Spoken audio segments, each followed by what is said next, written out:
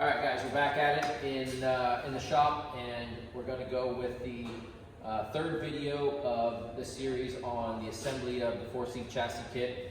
What we've got here is a continuation of the rear fender / lower subassembly in the rear that we just got done talking about in our previous video. But wanted to mention, if you haven't done so, go ahead and get yourself a good digital level. It's worth its weight in gold. They're not that expensive, and it makes setting up the chassis so easy. This one is a particular Klein one.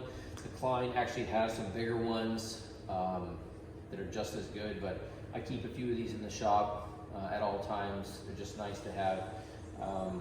One thing I do is I constantly go to a reference point and zero them out. That way, wherever I go in the chassis, I know that I'm getting an accurate reading. And maybe it's just because I don't trust electronics sometimes, but I always go zero this thing out and pick a spot on the chassis and use that as your 0 point for everything. Whether you're working on the tail, whether you're working on the front, or whether you're working on the roof. Use one spot on the chassis as your starting point, and everything will come out the same. So get yourself a good digital level, and it will make your life a lot easier. So moving on, now we're going to talk about the rear side tube assembly. What I do is I have a big square, 90-degree square that we've made that makes setting up this outside tube structure super easy. Because the outside of the tube structure is 90 degrees perpendicular or vertical to the sub-assembly, it's nice to have something this big. You don't need anything like this. You could take some metal and tack it on here and make your own, but that's what we use. And so you'll see this particular chassis has our V-door option. So whether you're doing the V-door option or the standard drop-in option, either way, it's going to be the same setup. So what I like to do is go ahead and get your square plumbed in, clamp it down on your out floor tubes, and you will put the main upper arm piece of the door bar in first. And so to do that, you're going to want to set your B-pillar kicker, or B-pillar support is what I call it. And that's just a transfer point that the B-pillar comes down and pushes on. So get this B-pillar support set perfectly plumb both ways, or vertically 90 degree both ways, and tack it in. And that will be a holding point for your upper door bar. And so on this one, it's a little different with the way the door is, but the standard door bar is a continuation all the way through to this point. So this is one solid tube all the way back to the fender. So you can support that tube with this lower B-pillar support and the notched end on the fender. Taking note that the fender has a marked location for it for this door bar to intersect. So you'll want to take and put that tube on there, and then just set the other end of the door bar on this B-pillar support. And that should get you your level. And so again, taking note, take a laser level or a digital level, find your point on the chassis that you've referenced, and just double check that you are indeed level with both surfaces when you put that on there.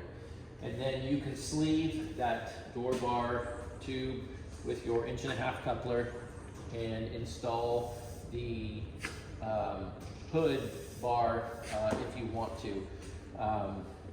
I recommend it because you can use this A-pillar kicker as support for that tube. So if you put this and slide it into the coupler, rotate it up, and make sure that this is all plumb and tack, this whole assembly will be held up right here with that tack weld, and it won't move. That way, when while this is completely together with the sleeve, and you move yourself forward to the nose, this tube can just rotate in and out. So if it's perfectly vertical this way, you can just rotate it in until you hit the notch on this front nose assembly.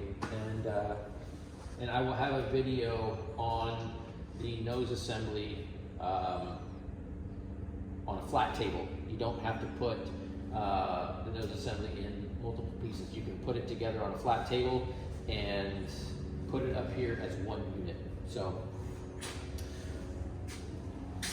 running through that again, top bar, make sure it lands on the fender marked location, make sure it's completely level with your sub-assembly, and you can go ahead and tack in this B-pillar support here and put in the sleeve and the hood bar and just let that rest on this A-pillar support. Once you have that done and that tube is level and plumb with the outside of this outrigger bar, then you can just add in the kicker tubes that support the rest of the outside of the door in their respective locations that are marked on the outrigger. So very, very simple, but just making sure that you start with the B-pillar support, vertical both ways, everything else will fall into line. So anyways, if you got any questions, feel free to ask.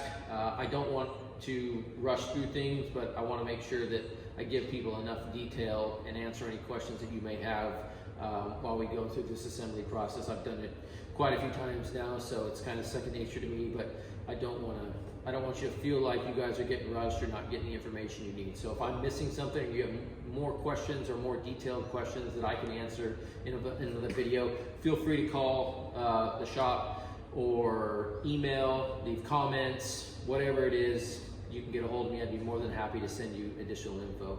So like, subscribe, let us know what you think, and we'll see you on the next one.